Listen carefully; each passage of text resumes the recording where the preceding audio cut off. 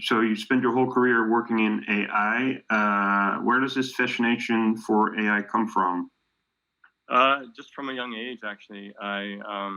When I was, younger, age 10, age 12, I think I ran across a book on AI, and it just captured my imagination. So, and then as I grew older, I realized that it was a really big lever to potentially change the world. So, and this was the mid '90s. So at the time, there was no real, official jobs in AI or anything, right? So I studied electrical engineering and computer science, but then over time, I found ways to, do AI professionally by getting a research job for the government of Canada, and then starting an AI company. So, and the AI company was applied to circuit design, which was, my official training, and so on. So I basically found ways to, pay the bills and to, build value in companies, but at the same time, chase this passion of AI.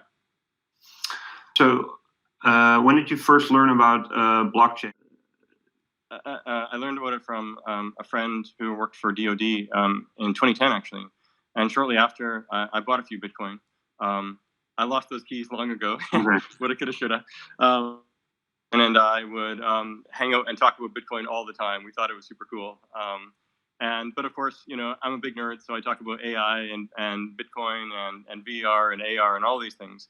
And I was focusing my career, of course, on AI. But then I 3 years later, I started spending a lot of time in Berlin, and I showed up at a meetup in Berlin, which was at Room 77. It happens to be you probably know it, the first bricks and mortar place in the world that accepted Bitcoin for anything. And it happened to be, a bar. They accepted Bitcoin for beer, so that was a really nice fit. And it was a meetup on Bitcoin with all these, old school Bitcoiners.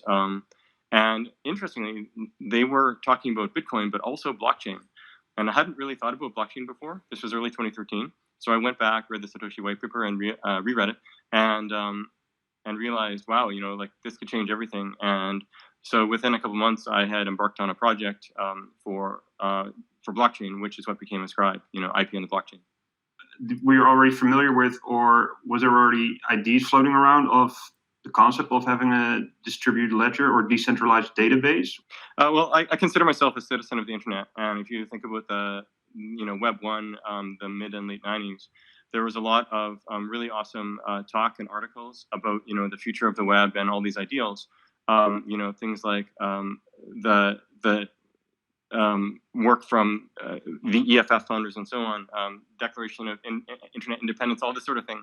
And as also heralded by Wired magazine, and many of the people there. So I followed this stuff, really, really closely. Was very passionate about it, these ideals, about maybe how the web could change the world in a really positive way, and it aligned with my sort of values that I grew up with, which is rural Canada, everything is a co-op, so everyone is kind of working together in order to sort of achieve this greater good, but within still a bit of a capitalist system, right?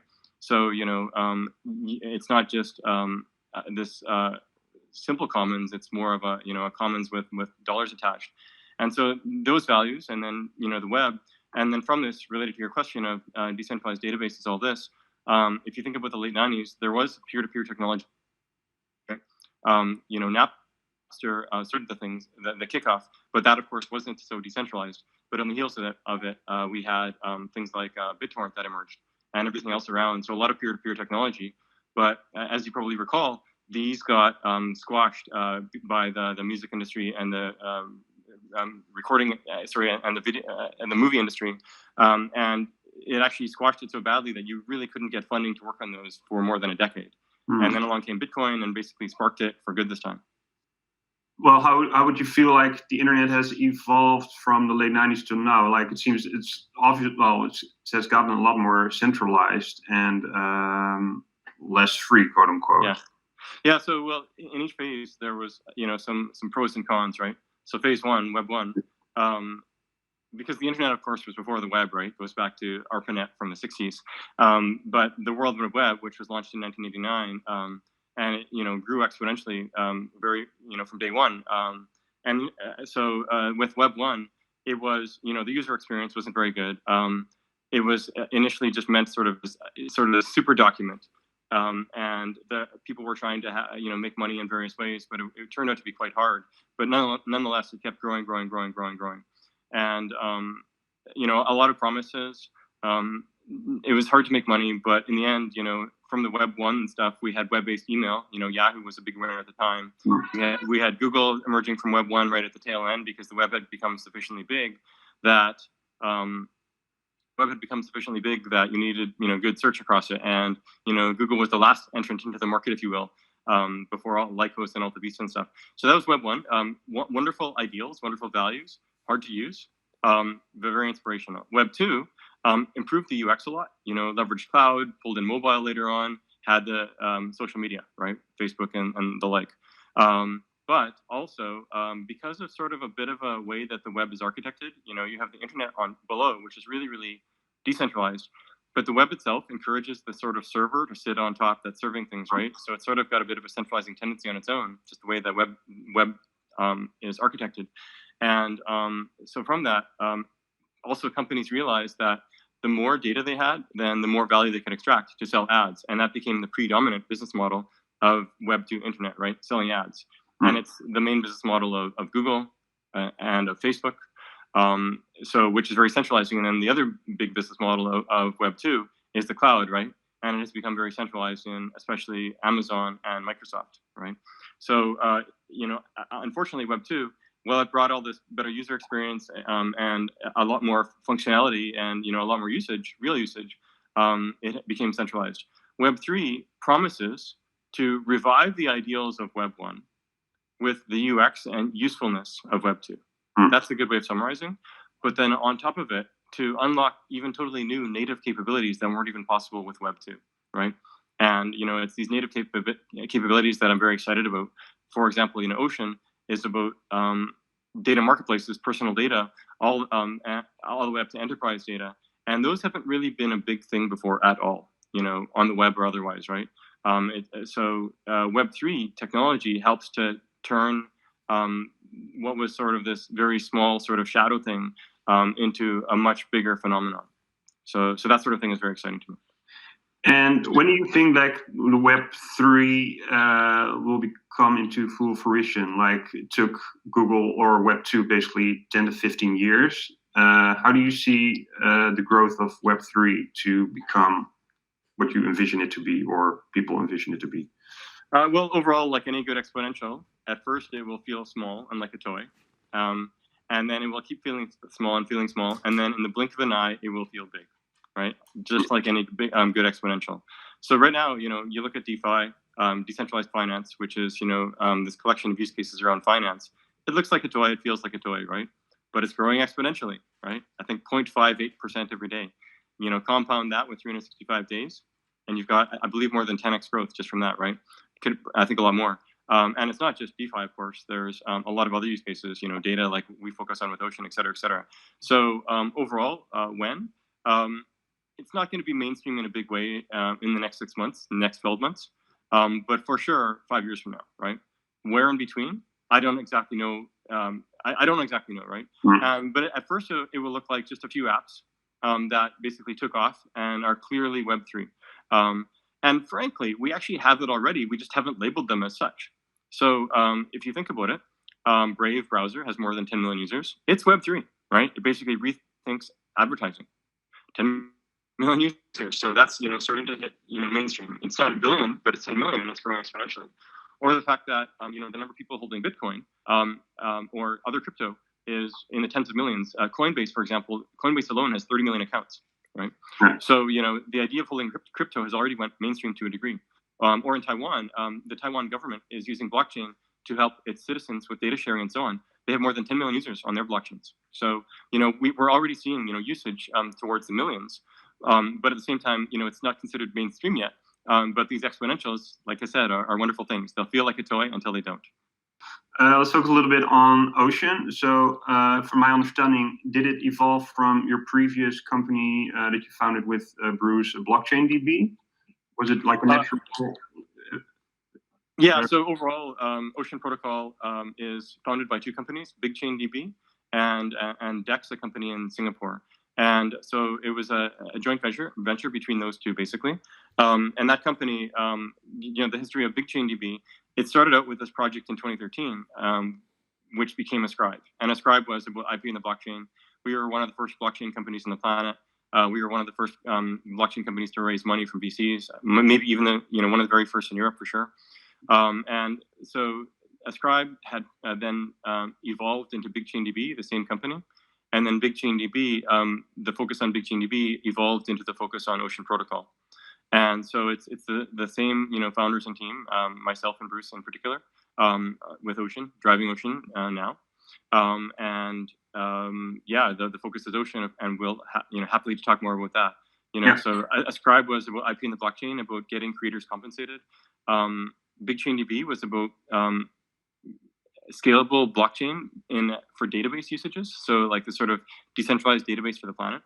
And then Ocean kind of brings in ideas from those previous things. When we were doing IP for digital artists and so on, we had to work out all the IP laws, how copyright worked, making this really easy, having really great UX, all of this for these artists. And we ended up with tens of thousands of users. With BigChainDB, it was all about data and blockchain and reconciling that. So Ocean actually draws on these learnings about IP, copyright, data, big data, scalability, all of that, right? And as well, of course, it draws on my own experience in my previous companies, which was about using AI at scale, for massive use cases, right? Where you're having to run, anywhere from one laptop to 10,000 hardware boxes to do AI model building, etc., right? And so, Ocean is designed, with those in mind, as well as my founder Bruce.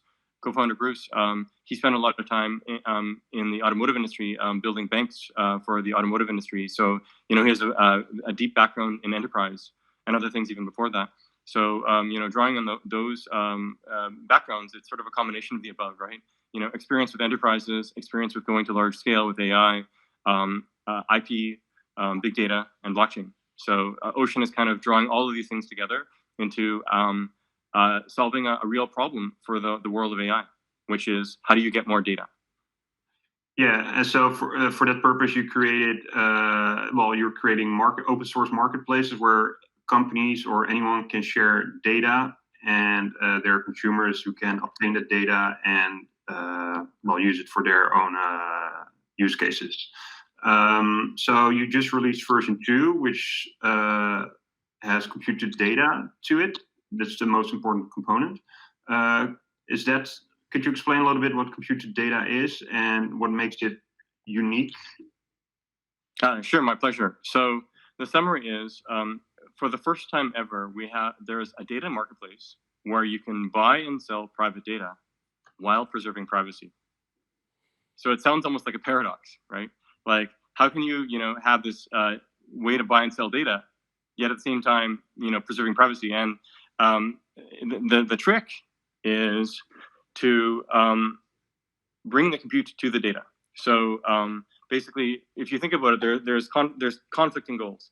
On one hand, the person buying the data, they want to build an AI model. That's usually what they're going to do, because AI models, the more data you have, the more accurate it is, which then helps to drive your business goals, whether it's making a process more efficient, or trading stocks better, or having a better model to predict cancer or treat cancer, whatever it is, right?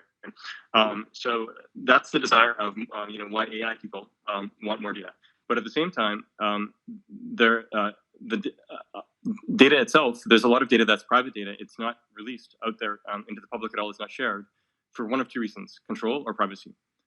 For control, simply because enterprises in particular are really used to just holding on to things they haven't seen the need to release before, and they're kind of worried that if they release those things, they're kind of gone for good. The data has escaped. But then there's also very real privacy concerns, which is if that data has personally identifiable information, PII, and it gets leaked somehow, then they are at a risk of violating data protection regulations, like the European GDPR, right? So they can get fined in a big, big way. And it's not just the European GDPR regulations, there's others too. For example, when Equifax was hacked and the PII of hundreds of millions of people was compromised, they were fined $700 million. right? So now, and that's just the sort of like the financial aspect of the privacy. But of course, there's just the sort of humanistic aspect as well as specific regulations like GDPR themselves. For example, if you're a medical researcher and you want to build a model for cancer, right now you're usually stuck with, looking at the data from one hospital or maybe a few where it's all brought into some sort of centralized database. And Google tried actually pulling the data into one, of many, many hospitals into one centralized database, and they got a pushback for that, of course, right? But what if you could actually have data across, 5 or 50 or 500 hospitals, yet the hospital data stays within each hospital, right? And then you can still build a model across those, but the data stays in the hospital. And the act of doing this, orchestrating all of this, is done in a way where you don't have to trust the middleman that's doing the orchestration. And this is what Ocean promises. So there's this concept of federated learning, which has been around for a while. But and Google and others have been pushing towards it, but they're still playing the role of centralized middleman. Google changes that.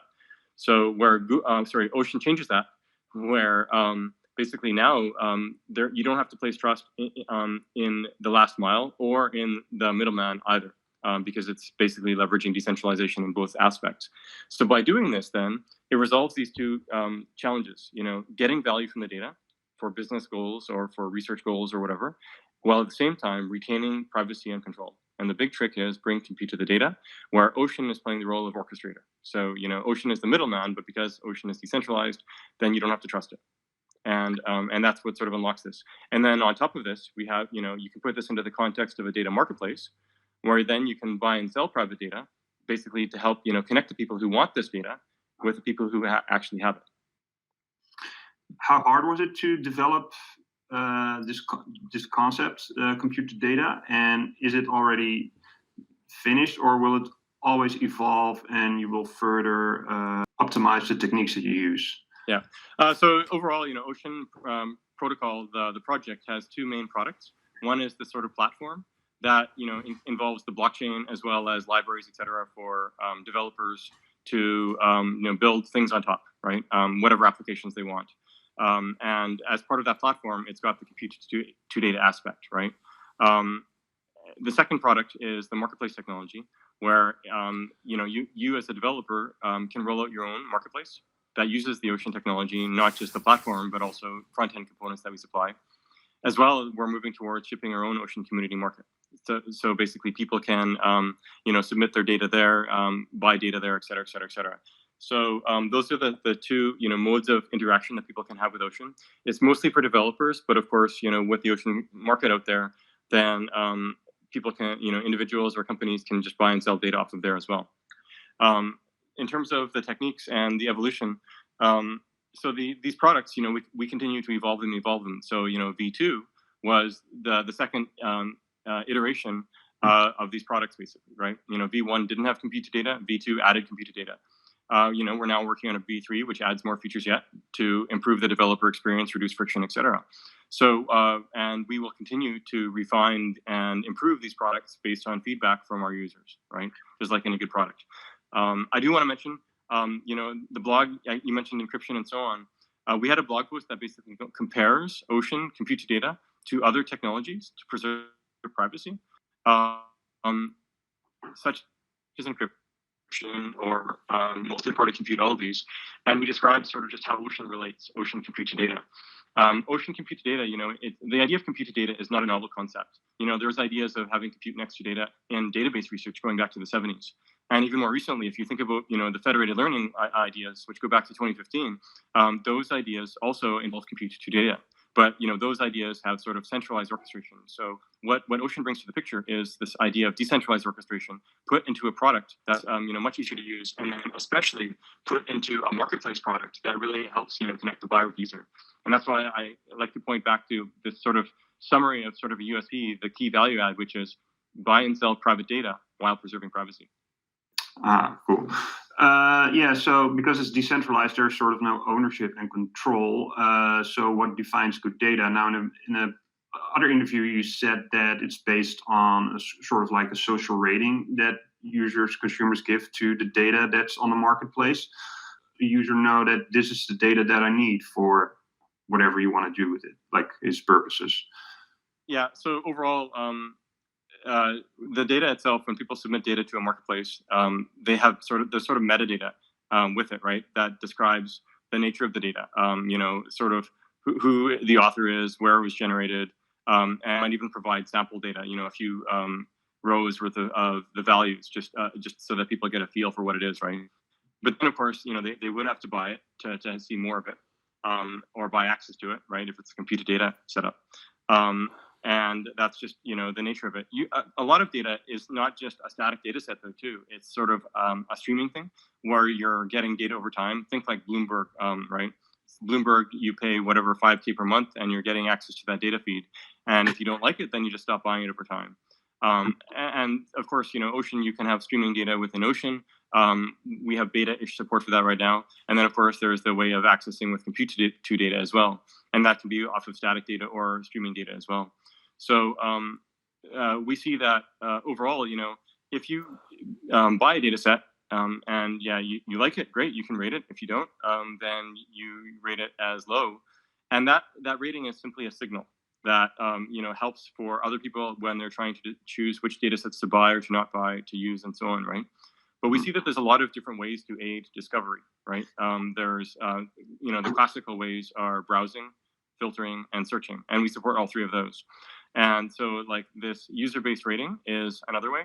And actually, as part of our V3 work, we're adding in signals that lead to even better authenticity, where people have to stake, and that stake, they have to stake Ocean tokens, and the amount staked, the more they stake and the more those data sets are bought, then the more they can earn, right?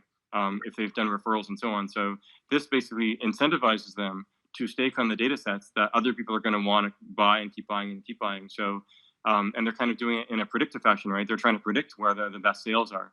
And this will actually help, high quality data sets bubble to the top. Of course, with Ocean itself, people can submit garbage. That's okay, right? And sometimes one man's garbage is another man's treasure, right? So we're not trying to get in the way of that, but at the same time, we want to help, bubble up high quality data sets. I'd like to learn a bit more about your product and development process. So did the concept change along the way with Ocean? Let's see. Yes, to a degree, yes. So overall, I think any good startup has to give itself permission to pivot and adapt as it listens to the market and see what's there. So, when we first started exploring Ocean, we had done it on the basis of iterating with Toyota Research on decentralized, even more things like, autonomous vehicles, or for, towards helping treatments for cancer, detection cancer, Parkinson's, all these things. So that vision has always been some of the how, we've had micro pivots on the how. So initially, for example, we had an incentive design that was focused on basically people just submitting data where they were staking on what they thought data sets were interesting, and then they would get a network reward directly based on that. Some of those concepts are still in the token design, but they've been twisted a little bit in order to serve more marketplace functionality. So it's much more relevant within the context of data marketplaces, rather than just sort of this fully open-ended thing, as an example, right? And, along the way too, the importance of the privacy, really shot up. So, from early feedback, we spent a lot more effort on privacy, and that's where the compute to data work emerged. So yeah, we're listening to, the needs of the market. We're building things that we think, help to address those needs. And as time goes on, we just want to keep, serving more people and getting more traction and, ultimately changing the world. Toyota reached out to you. Were there instances where you felt like what you were building was too much specific for their use case, or they were too much part of the product development process, that you felt like, okay, we need to take a step back and take a broader view on what we're actually doing and want to achieve? Actually, it was always fine. So, given that I had done 2 startups before dealing with large enterprises, and my co-founder Bruce as well, then it was we had seen in the past where if you're a startup and you deal with just one enterprise, that could be death of the startup, because the enterprise kind of smothers you.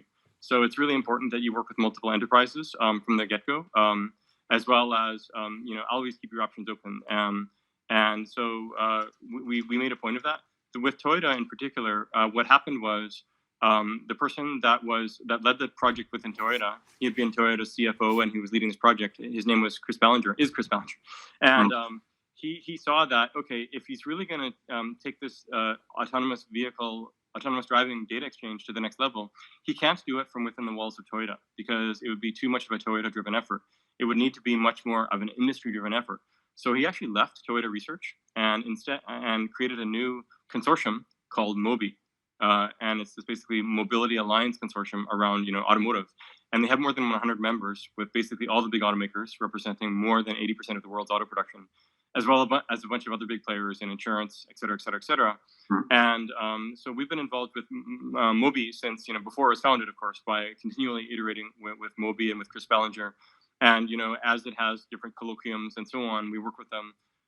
We have worked with him on prizes to help incentivize teams to build things and so on and so forth. So that's been very healthy because it allows us to keep working with Chris, who's amazing. He's actually now an Ocean advisor. He has been for years, but also working with the community that he's been creating within the automotive space. Many of the enterprises and so on. So we continue that engagement in that way.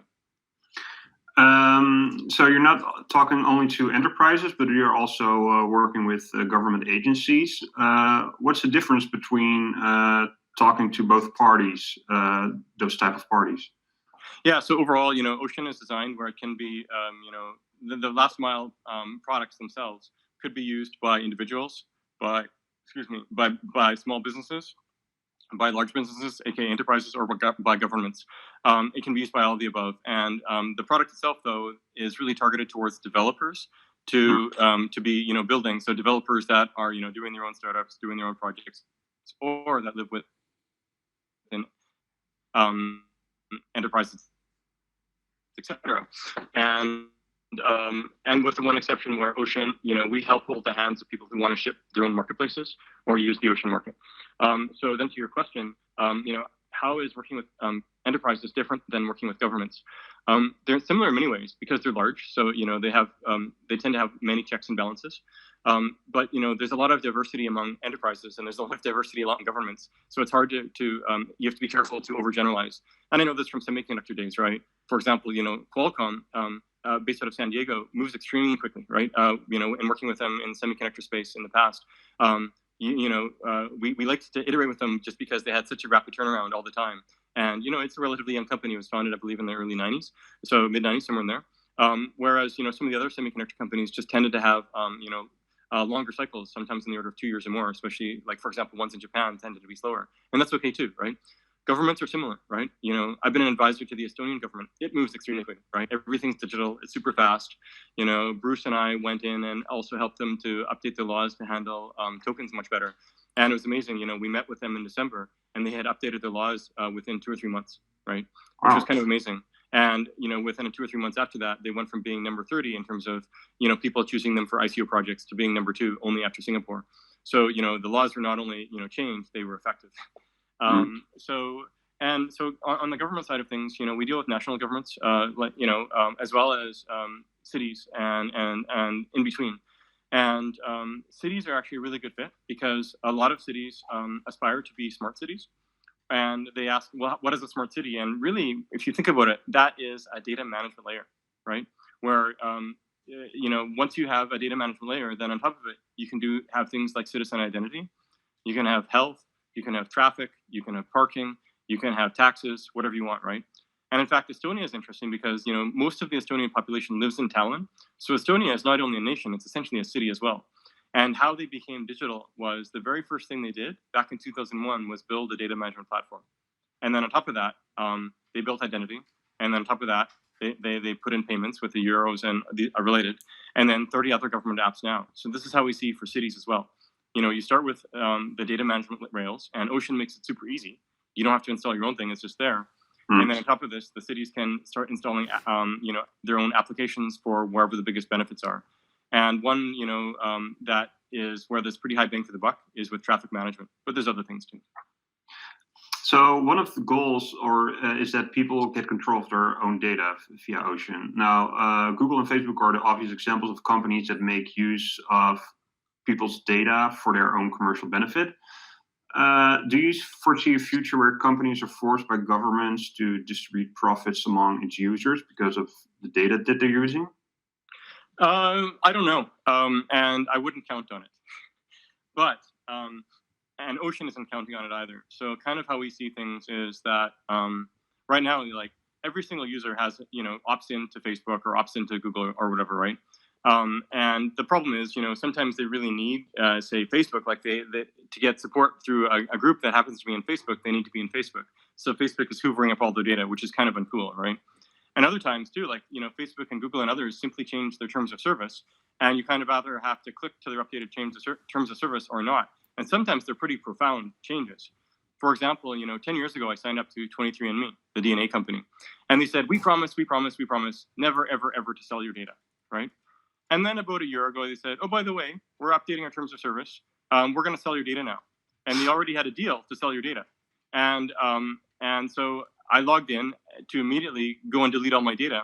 But they said, oh, we're going to need 3 or 4 weeks to delete this all. Like, what the heck? They're a high-tech company. It shouldn't take 3 or 4 weeks. But in that meantime, they almost certainly sold my data to a bunch of other companies, which to me is, breaking the social contract, right?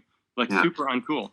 And that's, an example that you might think, oh, well, that's just 23andMe with genetic data, which is very sensitive. But Facebook and Google are essentially doing the same thing, right? Like, they keep upping the ante in terms of the things they're asking from you, et cetera. And because they can use it to sell you more ads. So it's totally in their interest to see as much of your data as they can and sell it. And, when you go to click on a cookie, when you go to a website and they say, do you accept the cookies and these other things, you can click in the details and it actually, by law, it's forced to show you all the companies that are going to see this stuff. And usually there's a list of like 100, 200, 300 companies, which is crazy if you think about it, right? So you have no idea how to track this all. And so then, going to your question then with Ocean, which is, what can Ocean do about this? Over time, don't count on the governments. If they do it, great, right? And, for, living in Germany that way is great. The people working on it in Germany are really bright, very forward thinking about this. They had a big hand in the GDPR laws, so I'm hopeful. But with Ocean, how we see it is the following. Imagine that you have all of your personal data, you're storing it locally on your phone and in some backup servers that, you control, right? And maybe on the cloud encrypted, but be careful with any stuff that's public encrypted because, in the future, quantum could break that 10 years, 20 years from now. So be careful. So you're storing it in your phone, et cetera. Then you choose who to give permission to for what data. So think of it like when you look at your apps right now, each app, you can already choose, what permissions each app has. So now you can say the same thing about data. Do I want to share this data to Facebook? Yes or no? And it can be really fine-grained, right? Do I want to share my location data to Facebook, et cetera? Right now, all of that is shared. All of that is within Facebook itself, or you can actually do it fine-grained. But imagine it's on your side in your control, and you're doing it each app at a time. And here's the thing.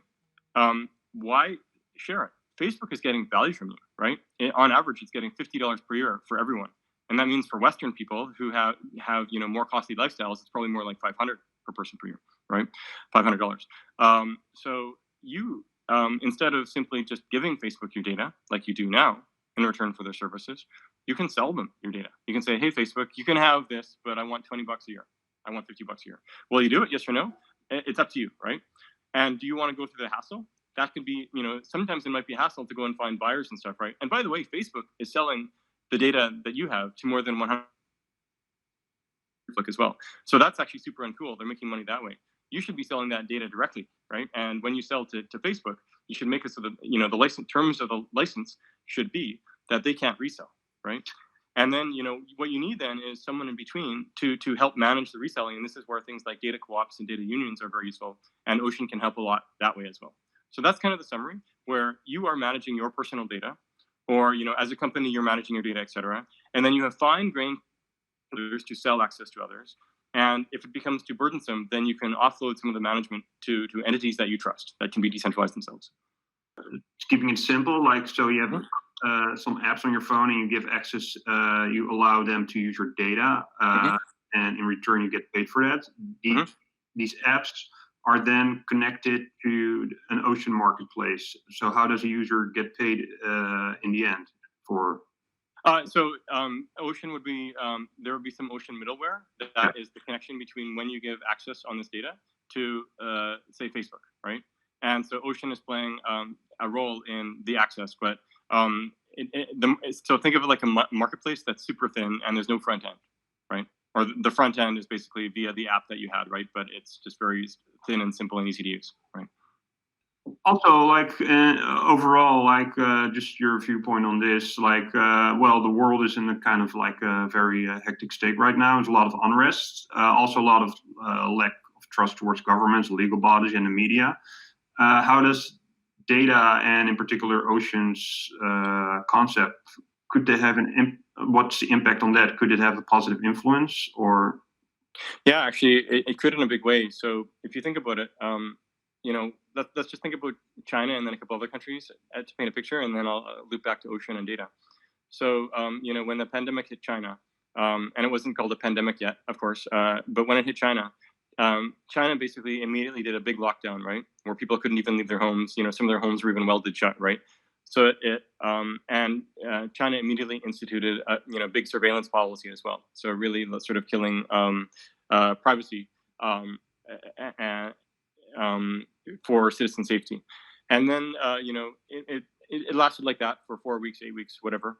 And on the heels of that, China has been reopening, right? The factories are going again, et cetera. So it's got its economy going back. Of course, there was a hit to the economy, but it wasn't devastating in a massive, massive way. So China basically managed to, solve for citizen safety, solve for economy, but at a hit to privacy and personal freedoms, right?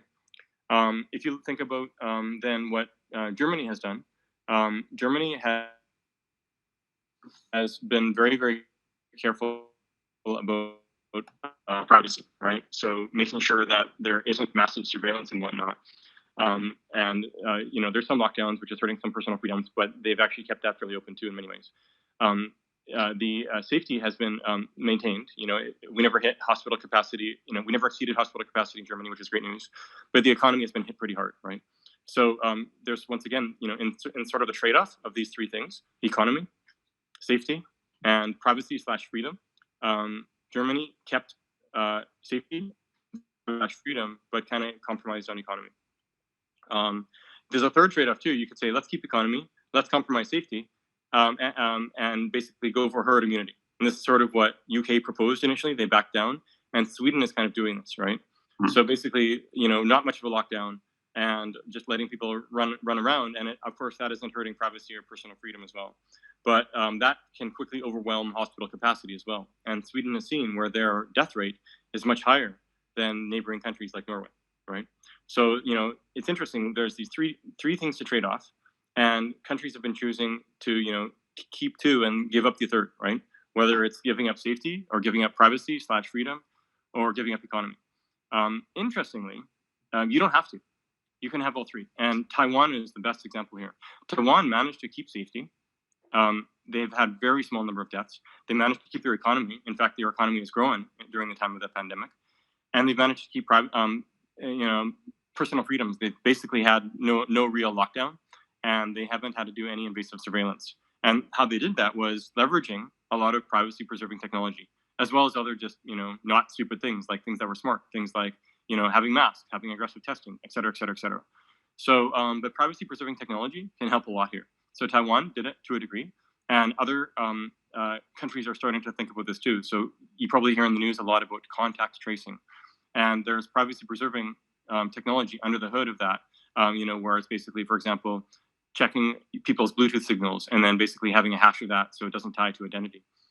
So that's one example. And Ocean doesn't help on that one directly, but there's a lot of things where getting more data can really help to improve citizen safety as well as get the economy going again without hurting privacy. And this is where Ocean can help. So for example, trying to build a model that predicts, what's the relative impact of each intervention, right? Across, each city, across each nation, for the whole world, right? And how do you do that in a way where you get lots and lots and lots of data, really fine-grained, without killing privacy? This is where Ocean can really help a lot, right? With sort of federated learning setup, with decentralized orchestration, computed data, all that, right? Or you can do also things like, just building models of how to treat COVID-19 when someone has it, right? So what's a better way to build that? Once again, building models across many, many, many data sets.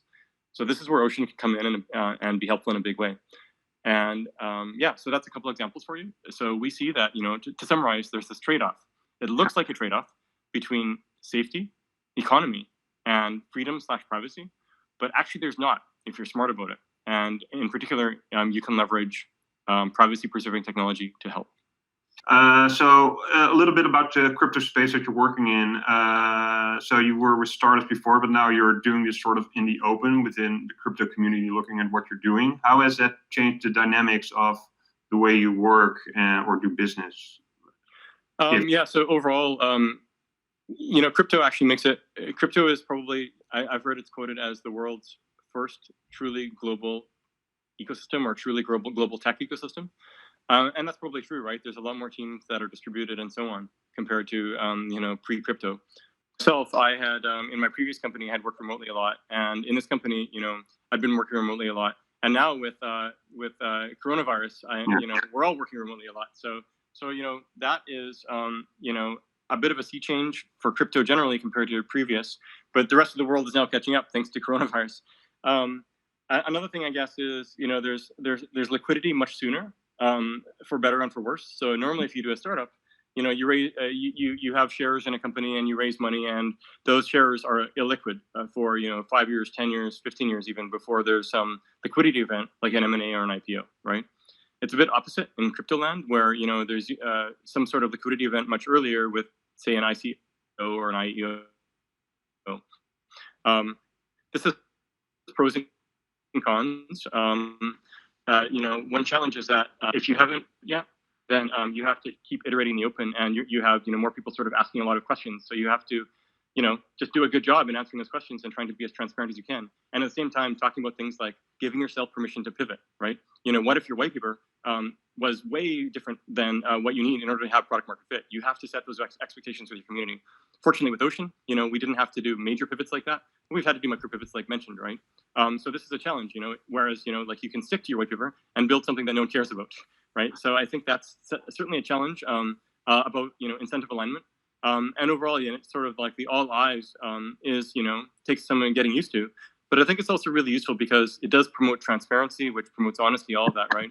And, and also, crypto is points to business models for open source, right? So rather than, the Linus Torvalds of the world or Guido van Rossums having to wait for a foundation to be created around them, 10 years after they launch Linux and Python respectively, you can actually have ways to sort of pay yourselves to do open source work, get paid to do open source work much earlier, right?